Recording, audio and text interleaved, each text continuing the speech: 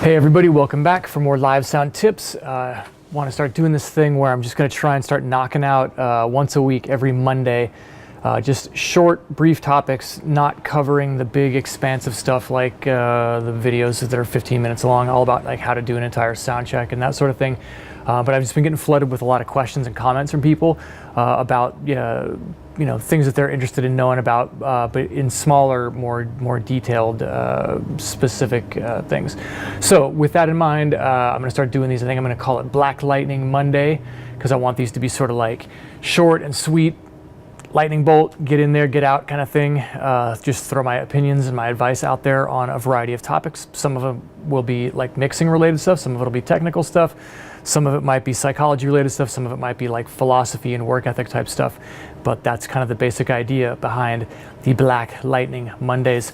So this right here, see that? That, my friends, is the Black Lightning. It's a way of life. It's how I live. Listen to the BellRays song, Black Lightning, and you will understand. All right, let's get into it. So here's something that's really interesting that I want to talk to people about, because I find that when I bring it up to other engineers, it's actually an area of mixing that a lot of people haven't really thought explicitly about this. You know, sometimes a band will ask for reverb on their vocals, and they might even be pretty specific. They might say, oh, we really like a long, lush, plate reverb, or we want like a big, long hall sound. Or they might say, oh, we want just like a small amount of like tasteful ambient reverb, but nothing too crazy. So once you have that ironed out with them, and they're happy with it, this is one of those things that kind of drives me bananas actually when I'm like listening to somebody else mix. And oftentimes it can be like I'm out at another venue and I'm just seeing a band play, or it could be a guest engineer that's mixing here and they've got a really nice vocal reverb setup. But one of the things that I can't stand people doing, and I think they just do it because they were sort of trained to do it this way, like a lot of things in live sound, and they've never really questioned it, and they've never really developed a philosophy or an idea or an artistic, like aesthetic vibe around it, but they almost always mute the reverb in between songs.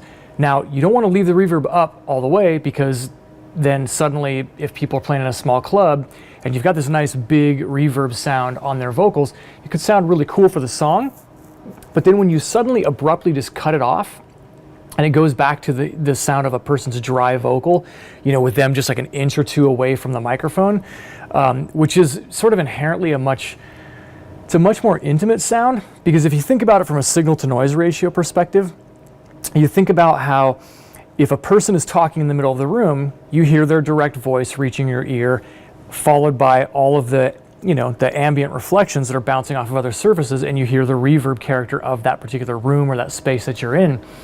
But when you hear a really, really dry vocal and it's louder in proportion than a lot of other things, such as a person who's just talking on a microphone over a PA system in between songs, it's kind of the equivalent of having that person move much closer to you, and it's almost like they're talking really close in your ear, because now you're hearing a lot more of this direct, dry sound coming straight out of the PA.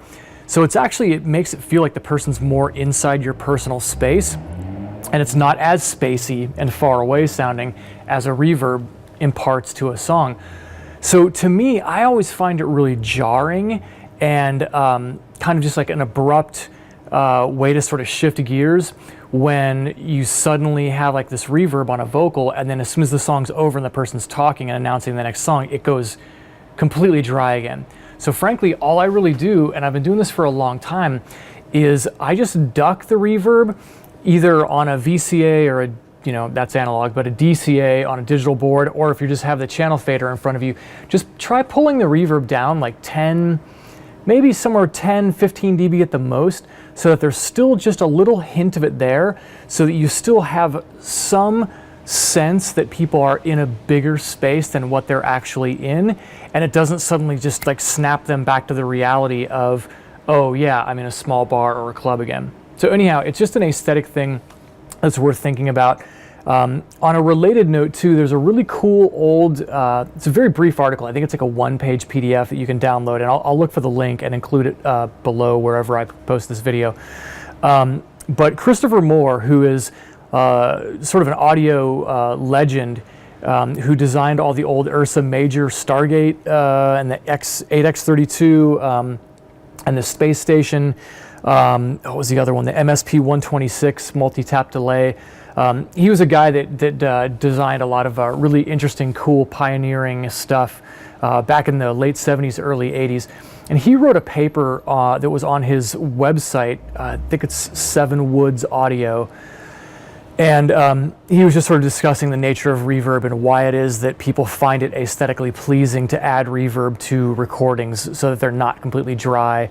And anyhow, it's just an interesting thing that I thought I'd just throw in there. So if you get a chance, look that up, check out that paper and read it. And then once you've read that, start thinking about reverb and how you apply it to the songs and how you apply it to sort of transforming the size of the space that the concert goer is in and how it affects their experience and how it affects the way that they are kind of transported somewhere else briefly, temporarily. Because once you start to think about those things more and you think about the psychology of the presentation of what you're doing, I think you'll find that it is actually becomes much more noticeable, and it is a much more jarring effect when you suddenly just cut off all the reverb in between songs. Anyhow, just a random weird thought that I had, wanted to share it with you guys. So thank you for listening. I'll talk to you guys soon. Bye.